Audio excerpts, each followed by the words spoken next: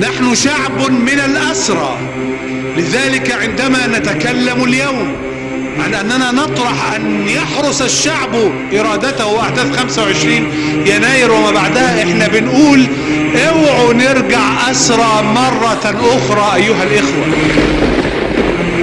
مكتوب علينا أن ننظر إلى شعوب العالم على أنهم السادة وإحنا العبيد،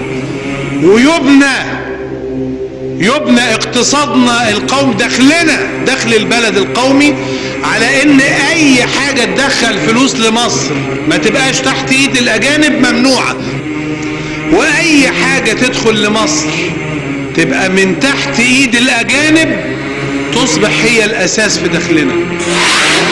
انا مش عارف ازاي بنقبل هذا، انا مش عارف ازاي انه الفقير في بلدنا مكسور كثير مقطوم كده، مش بس قدام الشرطة، قدام اي مصلحة حكومية، حتى في التعاملات. ونفس الموظف اللي بيبهدل الناس هو بيروح في حتة تانية يتبهدل برضه.